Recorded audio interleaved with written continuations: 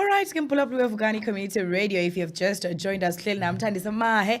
Kwinqubo yakho yezoshishino Essence of Biz, and I did say into namhlanje we're focusing on imicimbi yemali, especially when it comes to imali edingwayo ke ngabo osomashishini, funding, financing, investment, partnerships around that space. That is what we deal with. Before we continue with that, we just got a song from Mr. Mito City Azange, and right before that we got a song from Bruno Masebenza featuring Pixie L, the City KT. We're taking us to 25 minutes after the hour 1 o'clock. Remember, you're not supposed to go anywhere because in the second hour of the show, we are going to be in conversation with the Reverend Boiselo Stemela, and we are going to be talking about a digital technology opportunity that is available for the youth and also very relevant to this day and our hashtag Fund Plug Tuesday. But before we got into that, that'll be happening in the second hour.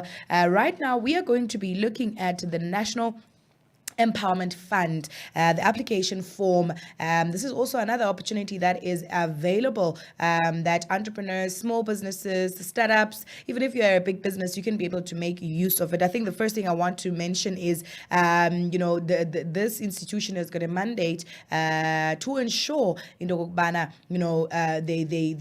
continue the agenda of broad-based Black economic empowerment, and they ensure the empowerment of especially Black-owned businesses, especially because, businesses don't have, small businesses, especially Black-owned, they don't have all the necessary information that is readily available. They don't really know where to knock and what to do. They might have great ideas, and they might even start great business initiatives, but they might not be able to expand them or to grow them or to improve on them because one thing is that I don't have enough money, I don't have enough funds, in my pocket, and maybe this expansion that I want to do in the business or this growth I want to inject into the business, I want to do in the business, and because I don't have the amount of the capital, the money that is required for the business to move to the next level. I want to get into another aspect of the business. I want to have another leg of the business. I want to diversify the income of the business. I want to diversify the offering of the business, but undeniable imali that I can be able to make use of. And abe stuck and ahlale in one place because they don't know nyani ke into bana, where could they go? Like, which door can I knock on? And I think that's the reason why we are having these sessions during our Tuesdays generally. So today we're going to be talking about this opportunity that is offered by, this institution that is the National Empowerment Fund. They are, defined to ensure the growing of Black participation, especially kwezo shishino. So with the application form that I'm going to be touching on, I'm just going to be, giving a high-level overview of what they require from an applicant or someone who wants to make use of this opportunity, and also talk about mhlambi their caps as well, and how you can be able to structure yourself as a small business so that you can be able to make use of this opportunity. You can also be able to go online and find them at NEF, and you can be able to inquire directly for yourself. So the first thing that I wanted to mention is they're able to assist businesses that want a financial injection of 250,000 to 75 million rand. So some people might have this mentality, my business requires a lot of injection, therefore I will wait 10 years trying to raise this kind of capital, and even from what they're able to generate, it's not really feasible. So I think it's important that we need to know and be aware that there's institutions that are out here that have been designed, some of them by our government, some of them are a direct agenda of the government to ensure that abantu bayakwazi ukufumana access to imali, to ensure that they're able to grow their businesses and participate in the economy. So one of the first things that obviously is standard within their application form is they will want the business details. And before maybe I get into that, I want to also say, Ndobana, it's very important that when you are dealing with application forms for requesting financing, funding, some kind of money that you're looking for. In fact, even a partnership, it doesn't really matter. If you're given an application form, the rule of thumb that you need to keep, is to ensure that you complete everything. Because as soon as the application form has got gaps and has got places that are not completed appropriately, then you will find that it might just be automatically disregarded, and that might business yakho because you just ignored it. I know, filling application forms is a really, really tedious activity. It's not a very nice activity. It's not enjoyable at all. But you must think of the bigger picture. You must try and convince yourself, but you know what? I need to grow this business. I need this financial injection. I need this financing. I need this funding. I need this opportunity. I need this partnership. I need this investor. Think about that and can be, spend time invested in imagining how will your life change? How will the life of your business change? How much money will you be able to make? How sustainable will your business be able to be? How much growth, how much goals you'll be able to achieve once you get past the stage of filling and completing application forms. And I think businesses, especially startups and smaller businesses, need to really, really embrace the reality that you need to be a friend of papers when you are in the world of business, because there's compliance in business. There is paperwork regarding compliance. There is paperwork regarding ensuring that your business is able to transact. There's paperwork relating to the systems in your business. There's paperwork relating to communication, marketing, every aspect of your business generally. If you are doing your business in this day and age, there is communication that is done through paperwork. So it's a part that you need to embrace. And even Mhlambi, you're not able to do it yourself, you can look at how can I get someone in, and these are the areas where you can get your third parties, or you're outsourcing to consultants and people who are specializing in the area that you struggle with, to ensure that your administration and the systems in your business are in order. And when it also comes to you going after opportunities that might ensure that your business is able to grow, the papers will still be there. So obviously there are specific requirements, and I always say that the opportunity holder, the person that is holding the opportunity, will dictate terms that you need to ensure that you try as much as you can to adhere to as the person odingayo. You can't really dictate to the terms that are spelled out. You just need to find a way. But how do you ensure that you adhere to those terms? So the first part that you'll need to ensure that you keep in mind is the business details. You need to ensure that as you complete the application form, you include your business details, all the required information around your business details, where your business is located, the name of your business, your registrations, contact information, the stage that your business is in. And this is also very much important. Opportunity holders, especially those that are aligned with government or that are based on government initiatives and programs, they will want to know information such as the stage of the business, to know at what level you are and how many businesses are using their opportunity that are at startup, that are at existing, that have been in operation for quite a number of years, that are large, that are medium. So those things will be included. And I always also talk to small businesses and trying to find out what exactly do you need, and have you been able to go through a process of quantifying it? Because one of the first things that gets asked as part of the business details and on the first part of the application form is the finance that you require. How much do you actually require? I need R1 million.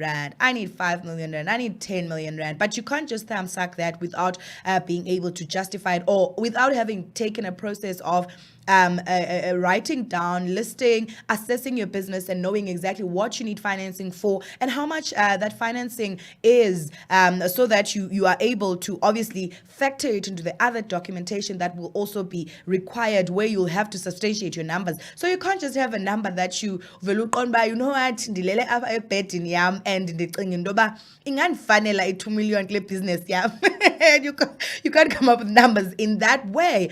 You need to have obviously a thorough process of knowing exactly how much you require to ensure that your business is able to grow. And then obviously you're also going to provide your own details as the applicant, your names, your identity numbers, your contact details, and another section that is part of the application form is the directors and the members. Members' interest, the directors and members' interest. How much does a person X or director X, how much do they hold in the company? What's their percentage shareholding? And, because also the NEF is trying to ensure that they provide support to black people, black owned businesses at a majority, at 51% at least. So they also need information about the directors of the business to ensure that, they are able to also achieve their own mandates so that the money goes to the types of businesses that they are targeting at a primary level.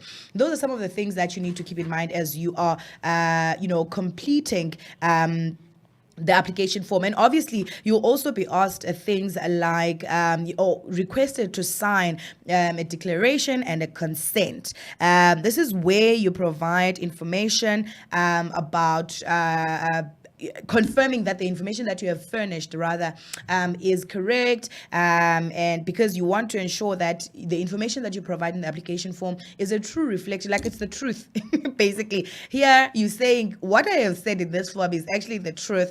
I have not said I've got females in this business. For an example, I've got females in this business when I don't even have females, or maybe in DT this business is youth owned whereas it is not, things like that. And there's so many different things that entrepreneurs and small businesses applicants can reflect in an untrue manner. So as part of the application form, you also need to make a declaration and do indicate that you also consent that the information can be verified. The NEF can use their own third parties or different institutions that they relate with and that they've partnered with to verify some of the information that you have given.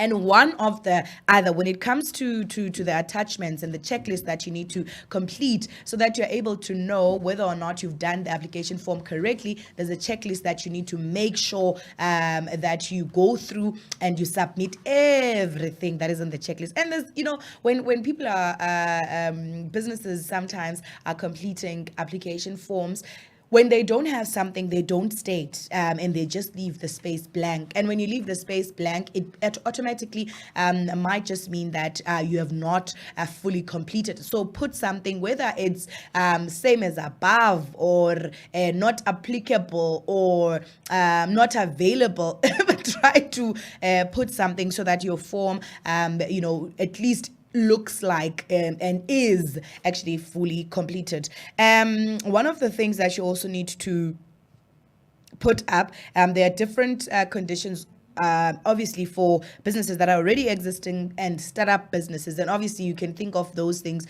that there are matters that existing business would deal with, and there are matters that businesses that are starting up that are quite new might not have. So there are different requirements in terms of the checklist, and it's very important that you look at the category that you fall into. Are you a startup or are you an existing business? Have you already started and have been operating for a little bit of a while? And you need to ensure that you attach all the documents that are required from you if you are a startup, and also if you are an existing business. Some of the things that are needed and are required that you attach as part of the application form: you need to have a business plan. Like this one, I cannot overemphasize. I don't think I have actually come across a funding opportunity or financing opportunity that or institution that will not require a business plan before they are able to fund finance that business. And obviously it does make sense, because what are you funding? What are you financing? What are you investing in if there is no document that is going to guide you and show you exactly and present the picture that you are having an interest in? So there needs to be a business plan, a properly developed business plan, and that business plan needs to be developed to such an extent that it must have projections, financial projections, so that they're able to see where you are trying to drive your business and what exactly it is that you're trying to achieve, also presented in monetary terms. If you're an existing business, you then also need to have an affidavit from the members or directors that they are aware of the contents of the application form. And this one is very important because sometimes you'll find that some directors in the business want to go for such opportunities, but some don't. So you need to first have a consensus in the business before you go out, so that you don't overcommit abanye abantu abangafuniyo bona uba committed, and then you're pulling them and then you're using their documents and then you submitting, and mhlawumbi ifund iphume, and then you are fighting. People are asking for, by the way, you funding provider okanye opportunity holder or financier or investor, where did you get consent yethu yokuba we want this? Njengoba ngokuseyisilwisa, it's basically to protect the institutions from attacks. And guess siyayazi ke into yobana we can be very, very attackive when it comes to some things. Xa sifuna we can be very much attackive when you want, and you need to ensure into yobana you protect yourself before that happens. So if you are an existing business, you need to also provide affidavits showing that everyone in the business, is most open and has consented to the application being done. Also, if you're an existing business, you need to also have at least your 3-year audited financial statements, and that should cover your income statement, your balance sheet, and your cash flow statement. And this is why some people will be asking, why should I get my financials audited, my finances audited every single year? I don't need to do that. I'll just... And then when it comes to opportunities coming, and opportunities are saying, I need evidence to see what you've been doing all these years with the finances that you've been raising. I also need evidence to show that the business is sustainable, that the business has a client base, that the business can make it if I put my investment in the business, or if I finance the business. So those are the things that you'll need to submit as well. You also need to ensure that you submit your 5-year financial projections, and with the first year being on a monthly basis. So here, this basically talks to your business plan. If you get your business plan done by someone who knows what they're doing, then you just request that they do a 5-year financial projections, and you also submit that as part of your application form. And then also you need to submit your recent management accounts, especially if you're an existing business, that should have both the income statement and the balance sheet.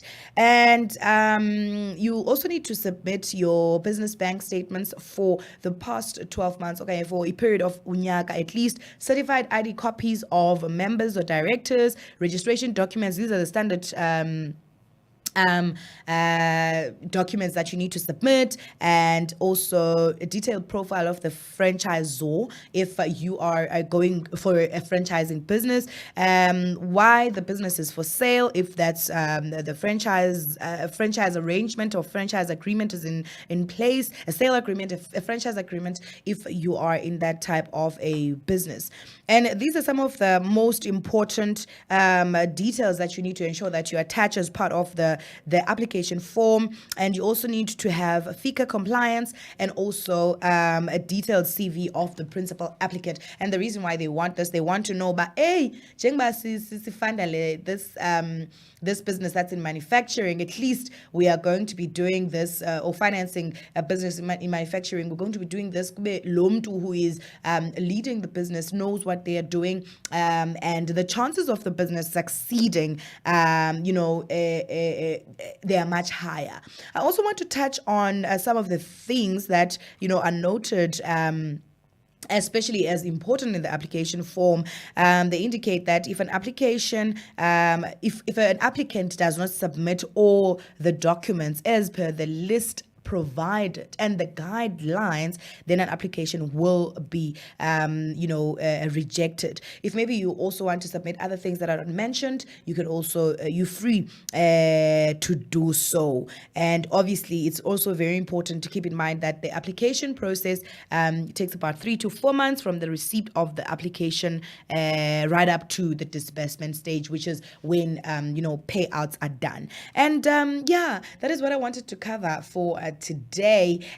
Probably next week, I will be able to look at the guidelines and other aspects and maybe get into the different funding instruments that are available within the NEF so that you can be able to familiarize yourself with them. But you can be able to go onto their website, Google it, Google the NEF, read what they have provided and see if maybe your business is a match for this funding opportunity. And I always say that you need to also check whether or not you meet and you match a funding opportunity that is available, because sometimes you might find that you are not a match, and it's not an issue of you are forced to take a specific funding opportunity. It's just about you knowing which ones are available so that you can assess whether or not you're able to match with them. And if you do match with them, then you can be able to see if you can be able to then pursue such. Yes, that is all I'll be covering for today. We are going to be getting a song from